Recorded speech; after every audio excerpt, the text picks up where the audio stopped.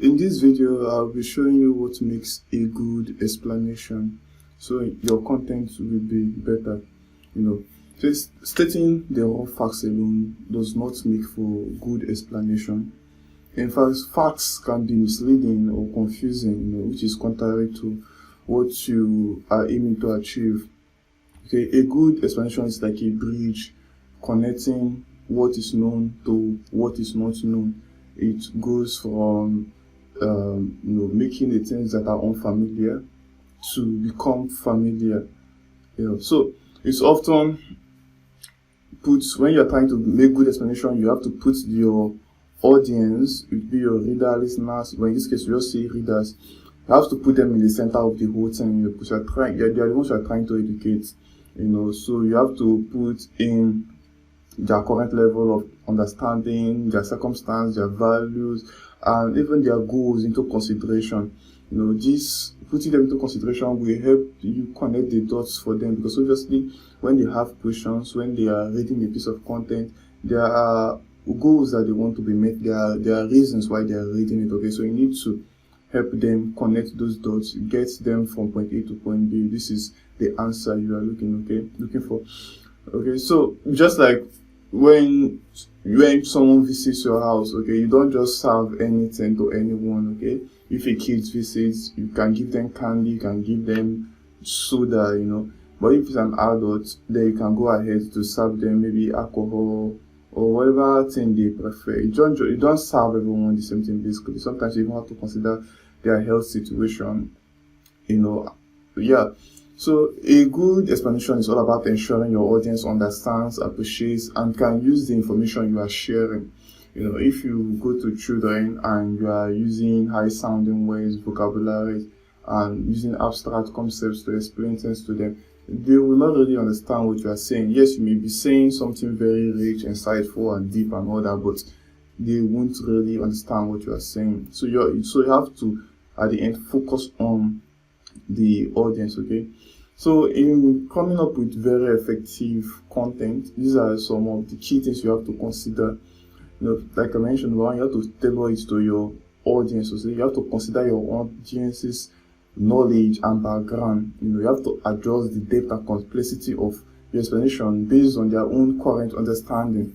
Okay, so you don't have to assume that they should have known this or they know that. Okay, so the way you do this basically is to go ahead to do research in SEO content writing. We call it keyword research. You go and you search, what these people are asking and all that, their location. Just try to know what they are asking about, what they asked about, where they are, and all that. A good example is, for example, if you are searching for keywords like therapy and getting a therapist in Nigeria, such keywords are quite low. There's a lot of factors that contribute to that. When you are going to somewhere like Canada or the US or UK, you see that kind of questions, they get asked a lot. So you have to really consider your audience, and the kind of words they are using. Maybe I am depressed, I am sad, and this kind of stuff.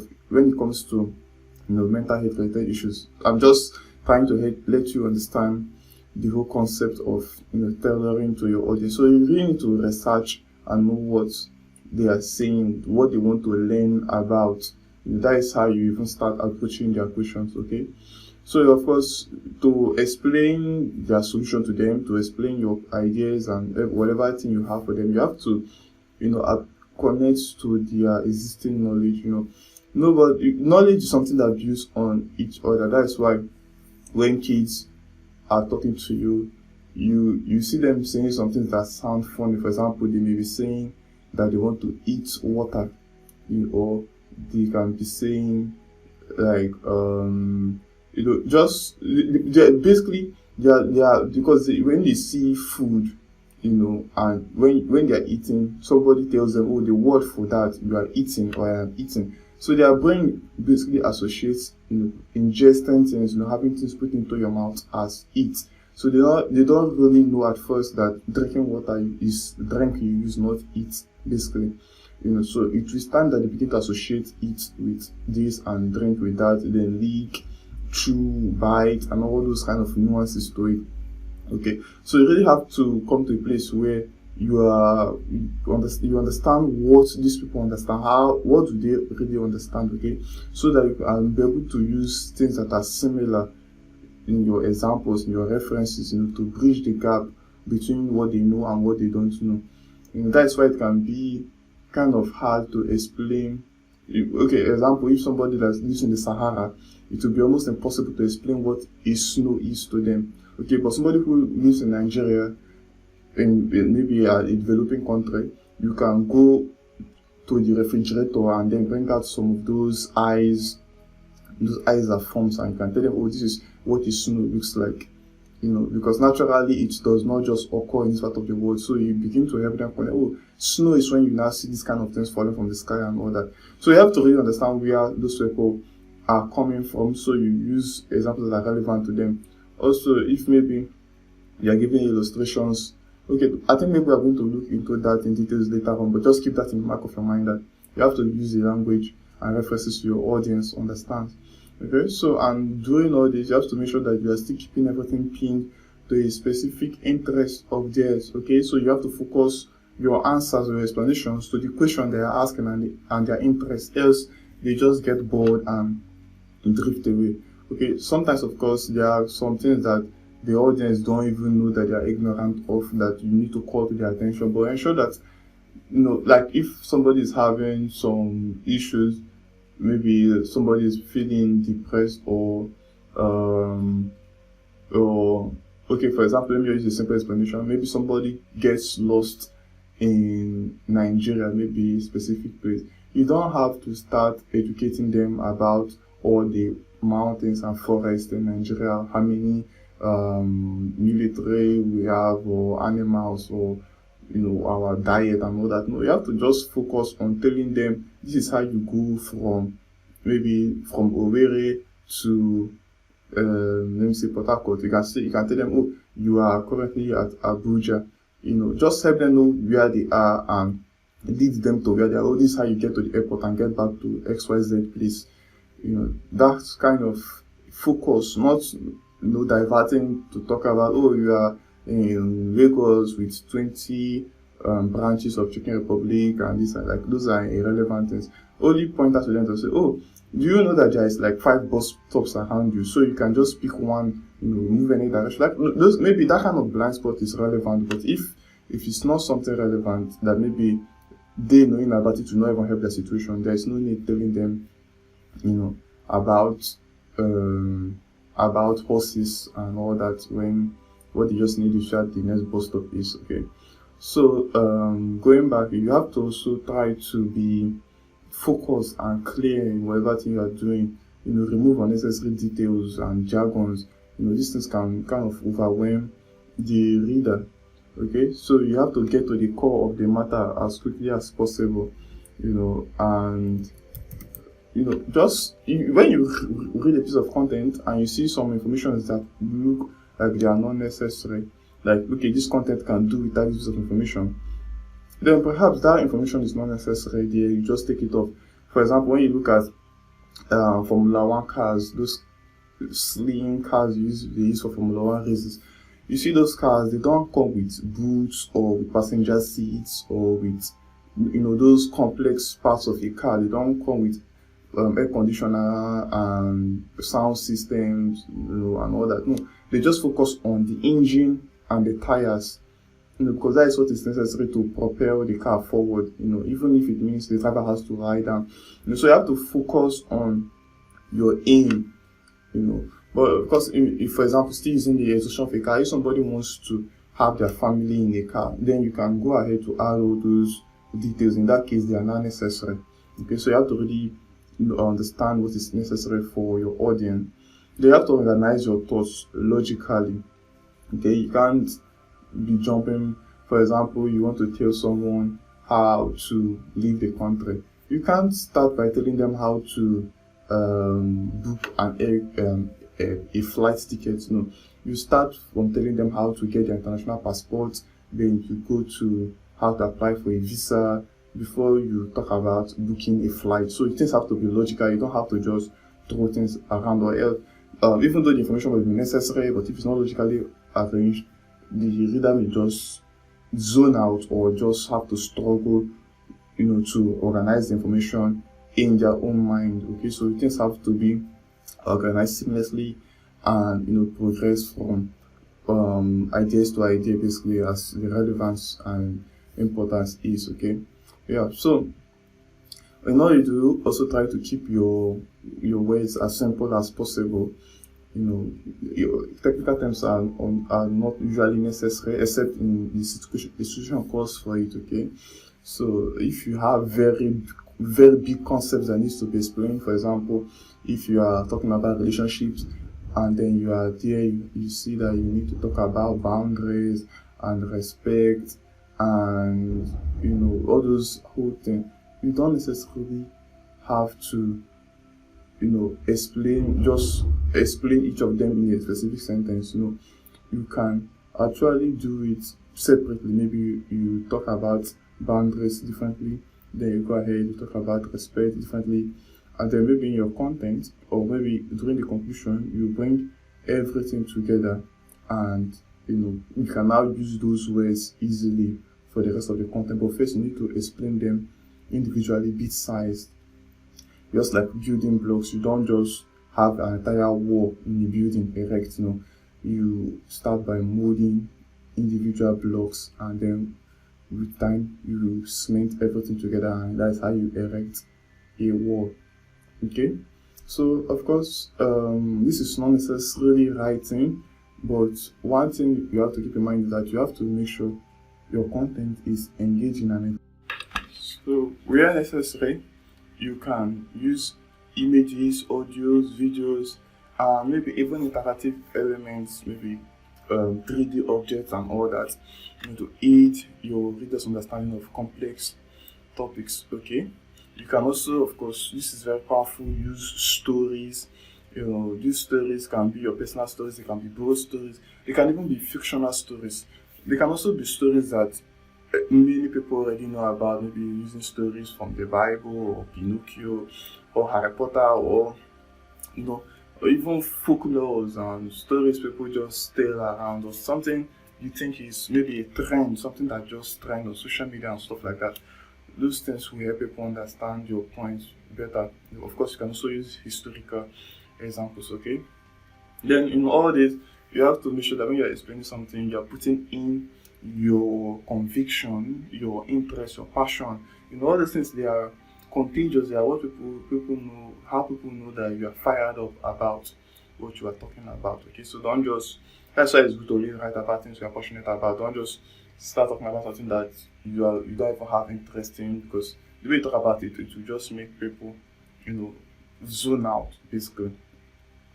Okay, so yeah, so other important things you might consider when you are trying to explain things to someone. These are obviously important, of course, but I just say they are not priority because it's not always about jumping fast. Okay, so things you have to know when you are trying to explain something to someone, that you need to be very, very sure of the thing you are saying. Okay, so it needs to be accurate. So you have to base your information or claims on reliable sources, or at least sound reasoning. Okay, you can have good logical reasoning of the situation, like dissect and break it down in a reasonable and logical way. Okay, of course, if you are also stating maybe someone else's research or findings or all this kind of stuff, you can also reference to them. You give reference them, cite them. Okay, and in cases where maybe you really do not know, or maybe it is some information are not sure, you can always let them know that you are not sure about it, that you are uncertain, or there is no concrete answer yet. Some things are just basically open for based on perspective, and circumstances. So you don't always have to say this is the ultimate explanation. Okay, just always keep room for maybe a divergent view. Okay, so also when you are giving explanation, you have to try to ensure that everything is complete. Don't be giving incomplete information. You can't, maybe let's return back to our example of leaving the country. You can't just start talking about ways to leave the country or stuff, and you talk about getting your passport, applying for a visa, and then you just go ahead to start talking about getting a job in the other country when you haven't even talked about, how to book a flight, or probably how to get an accommodation before you talk about getting a job in the other country. So your information needs to be complete, okay? Of course, like I mentioned, you have to be open to divergent views. So always keep room for, keep your explanations open. Let them ask questions, let there be room for feedback. By a good explanation, it's not just about conveying information, it's about creating understanding, and engaging the reader. Okay, so let's see how you can put this all into practice. Okay, maybe I want to explain why respect is important. Why it's good to respect other people no matter the circumstances always. Okay, maybe that is my claim. I'm trying to explain this. Okay, so first I'm going to do it. I'm going to try to understand who I'm even trying to explain this thing to. Are they children? Are they teenagers? Are they adults? Are they educated? Are they religious? Are they wealthy? Are they Africans, Americans, Asians? Their backgrounds and circumstances will influence, how this explanation is going to go. Okay, we're also going to consider their current level of understanding. Okay, how do they even consider this concept of respect, or is this something that they see as just good manners, or this is something that is fundamentally important for the progress, of humanity as we know it. Okay, so you also proceed to say, okay, let's give a very simple and clear definition of exactly what is this thing, almost like a dictionary definition, but we want something that is very, very concrete and say, okay, this is what we always refer to when we talk about respect. Okay, so maybe I'm talking to children, I can just keep it as simple as saying that it is treating others the way you want. That is just basically simple definition for children. But if I'm talking to adults, then I'll have to delve into talking about valuing individuality and difference and opinions, and intrinsic worth of people and all that. Okay, so that would lead to a more complex explanation. Okay, then of course during the explanation process, when you are trying to explain this thing, you have to also embed relevant examples. Okay, so I mentioned this before. You add stories. You come up with different scenarios where you think, oh, respect was important, it solved issues, or disrespect, which is like the absence of respect basically, or stuff like that, relates to issues.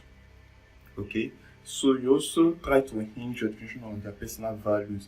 This explanation, okay, what do you think this person values, and how do you think your explanation can be tied to that, to say, okay, this is an impactful explanation. I can like an explanation that fits into their existing worldview.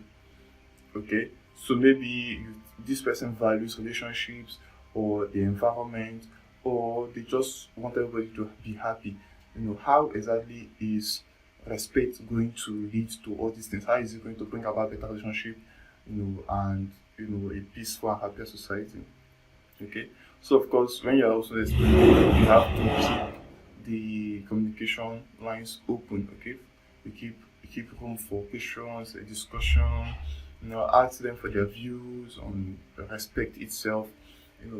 And just try to find out what they currently base, or what they are basing their own understanding of respect on. Okay, because there are some people who might believe that someone who is disrespectful deserves to be disrespected, or there are situations where disrespect is important. Maybe they can be like, okay, when you are having conflict with someone, you don't need to respect them, that kind of thing. Or there are just a lot of different extremes where you can take respect and you be like, oh, respect cannot serve here. Do they hold these values? Do they hold these views and beliefs? And do you think your explanation as well can cater for all those views? If possible, you can try now inculcating that feedback into your definition, so that maybe next time when you're defining what respect is, you can say respect is XYZ thing, except in situations like this, or including situations like XYZ,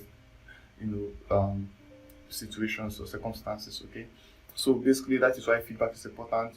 When you bring up an idea or stuff and you send it out, you get comments, you get reviews and all that. Sometimes they can be harsh and sometimes they can be good. Whether they are harsh or good is something you always learn from those feedback to double down on good ideas, discard good ideas, or improve on existing ideas. Okay. So let's have a very specific example. Okay, so I'm going to try to explain what respect is to children, teenagers, and adults. Okay, so using for the example of children, you can if you want to explain what respect is to a child, you can say something like, imagine you built a beautiful sandcastle. Okay, would you want someone to kick it down just because they don't like it? Treating others with respect is like letting others build their sandcastles while you focus on yours. You can see that is something that it just drums in the meaning of respect to the child. Okay, but of course, if maybe the child lives in maybe the polar region or UK or US where it snows a lot, Canada, stuff like that. Instead of using sandcastle, you can use something like building a snowman. This is where climate comes to play. Okay, and maybe if the kid is comes from a very wealthy family and maybe they have maybe say a PS3 or PS5, you can use the example to say, imagine someone unplugging your video game because they don't like it, your PS5 because they don't like it, they don't like the game you're playing, something like that.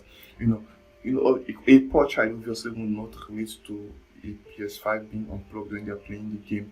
So you can see that also, considering their age and their wealth, also impacts the explanation. You can also consider their age. Maybe a kid who is like say 5 to 10 years may not necessarily be building sand castles, or I don't know, but okay, I'm trying to, okay, maybe a child who is within 8 to 12 years may be playing video games. They can relate to that example, but maybe a 3 years old may not necessarily relate to the video game example. They may relate more to the snowman and sand castle kind of example. So it brings us into consideration to know exactly who am I speaking with and what would they understand. You can also go ahead to say, think about your favorite superhero. They always want everyone to be happy, doing what they like, they dancing or playing video games.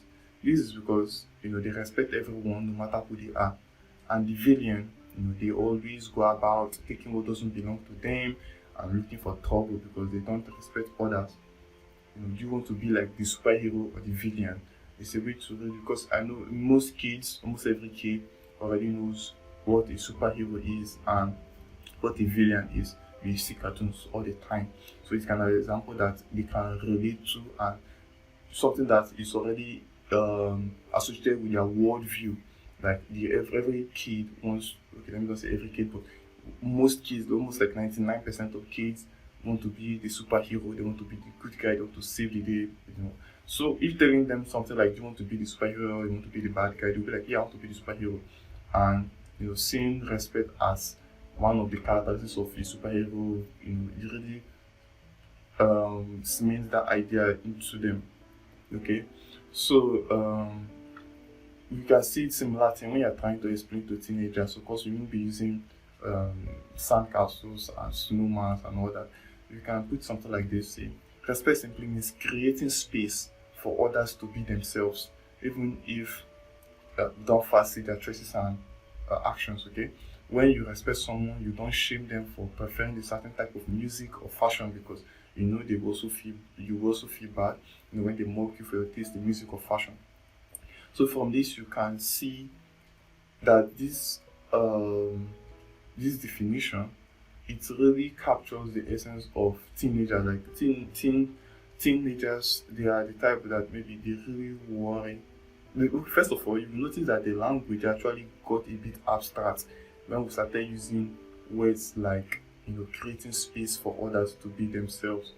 Okay, so it's not a language kids can necessarily understand, but it's kind of something that adults can now understand because they have a higher level of reasoning. Teenagers, I mean, can now have a higher level of reasoning. Okay, so using even words like um, using words like fancy, and using examples like music and fashion is something that they do every day, just like kids play video games and build side castles.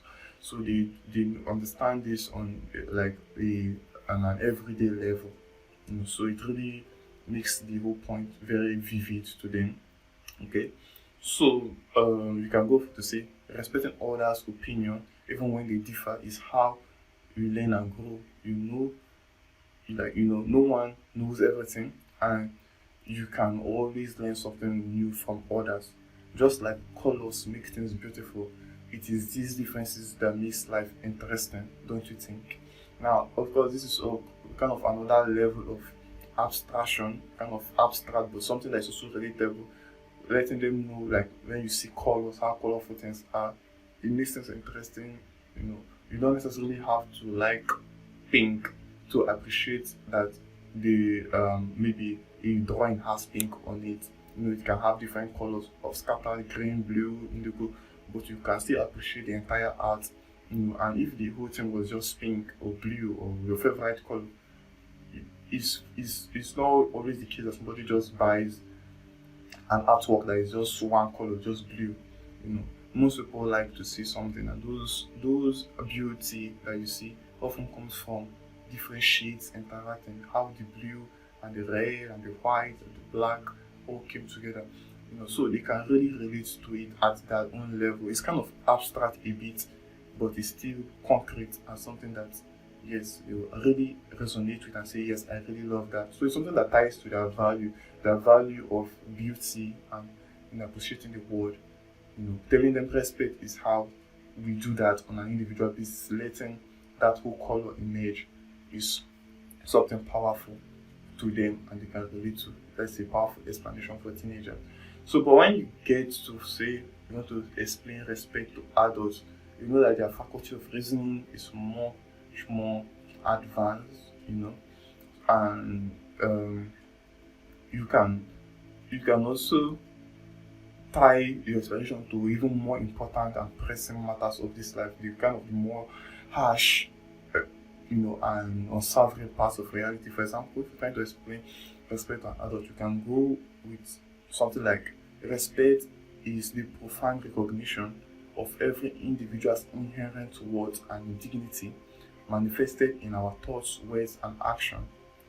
It encompasses valuing differences, fostering empathy, and upholding the right to self-determination.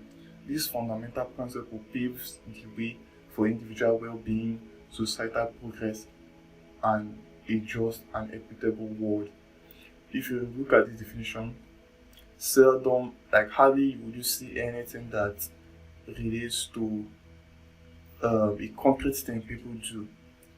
Talking about dignity and empathy, self-determination and principles and well-being and societal progress and equity. Those are things that they don't even have any physical reference. They are just explanation of a series of complex interactions, but it's something that adults, because they live this life and they've done those things so many times that they just categorize it as say, oh, this is what it means to have dignity. This is what this is what empathy looks like. This is what love looks like. This is what XYZ looks like. This is what progress feels like. This is what it is. You can throw in those words without without confusing them. Okay, so you can still go on and say, in a world full of differences and challenges, ranging from diverse religions to temperaments, respecting each other's way of life is critical for avoiding conflict, building bridges, and fostering progress. You would agree that many of the good things we enjoy today were built by those we may not always agree with, right?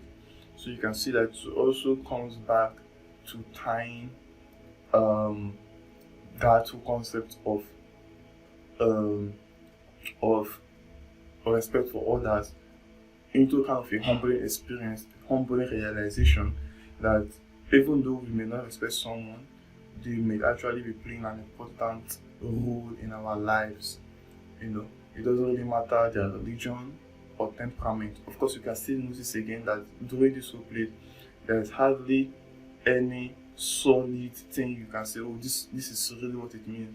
Even the kind of concrete things you can see here, like say building bridges, they do not actually even refer to physical bridges. So basically the whole idea is still abstract, but it still resonates deeply and humbles the adult reader. Okay. So remember, creating helpful content is all about ensuring your audience understands, appreciates, and can use the information you are sharing. Okay. So this is what leads to ranking high on the search engine result pages and getting engagements on social media. Once you are speaking to a specific audience and they are enjoying what you are saying, that is what eventually leads to them liking, sharing, and even connecting with you. Okay, so yeah, I really hope to see an improvement in your own content writing. Okay, so some of you might be wondering, oh, we have AI these days and all that. Yeah, you have AI, but basically, if you ask an AI what is respect, an AI does not, know exactly who you intend to define this for. Okay, so it doesn't know their race, their age, their interest, their financial capability. It doesn't have all this information in place. So even when you want to ask AI, it's not enough to just say, what is this? It's just going to give you a bland definition, like respect is not XYZ, just like a dictionary definition of respect. And that will not be an effective or good explanation. Okay, so even when you want to use AI, you need to ensure you are giving it all the context that it needs. You need to, and at the end, you will see that even trying to use AI to get a definition, you might even end up throwing in more prompts, more words in explaining what you need out of the explanation. Okay, I have to have a very clear understanding of what it is, and sometimes you have to even merge multiple perspective and explanation to get what you really need. So it's not always as simple as just carry AI, type and paste. It won't be effective. You get. So for example, how I arrived at this definition of respect for adults was that I understood that my audience, they do not hold religious beliefs. So I'm not going to be telling them that respect is a commandment from God, or they are going to go to heaven for being respectful, or that they don't hold such religious beliefs.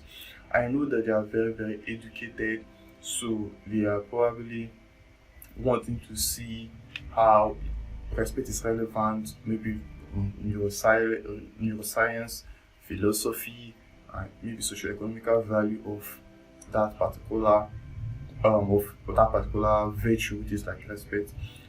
Also, you may be looking at what is the value of respect. How is this even important to them? Or okay, what the things that I know that they value, maybe they value progress, they value peace, they value being acknowledged as well. So I try to tailor my content to to make sure that I address them. So for example, when it just comes to basically looking at how educated my audience are, and just if you consider all these things, you will see this is kind of a prompt I will use to get this kind of definition I got here. So if you go to an AI tool, I prefer using AI tool like Google Bard. So you see my question was, from a neuroscientific, philosophical, as well as socio-economical perspective, tell me why respect is important. So these AI tools, they are notorious for wasting. They have limited ways that they can output. So they are notorious for giving unnecessary explanations. So I had to go for that to tell it. Okay, sorry. Going for that, from a neuroscientific, philosophical, and social perspective, tell me why respect is important. Then give me a comprehensive definition that captures all perspective into one. So you can see that prompt. Like I was mentioning earlier, this AI, they are notorious for diverting into answering other things you didn't ask them, like giving you steps to become more respectful or how to deal with disrespect or something like that. Like, I just want my definition. So I told it, please focus on just explaining the why, basically different. I don't want you deviating into something else. And it just went straight to it based on the instruction. I say, respect holds the profile signal across various domains woven into fabric of our brain, society, and very sense of being. So it went on to break down what respect means based on the neuroscientific approach. You can see about mirroring neurons, you know,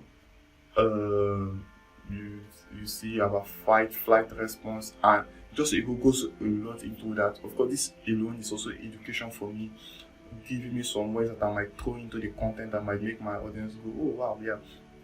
Okay, the philosophical regards, you will see how it also talk about intrinsic worth, open-mindedness, talking about transcendence and intellectual growth, and just a whole lot of those ways. When we go to socioeconomic importance, we are looking at collaboration and productivity, and social order, preventing conflict and promoting stability and all that. Okay.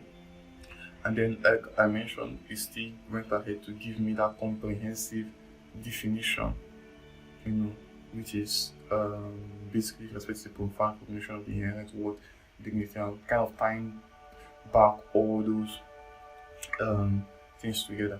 Okay, so that is also how you approach it. Of course, you see, I didn't ask it to just write me an article. From everything that it has said, I end up just collecting just this specific paragraph. That's all that is important to me. Yes, of course, I'm going to read through all it has said earlier and incorporate them in further research and and in creating the content. But at the core, the definition that I want, not just the boring definition, is this. Of course, when you go through the content itself, I still went on to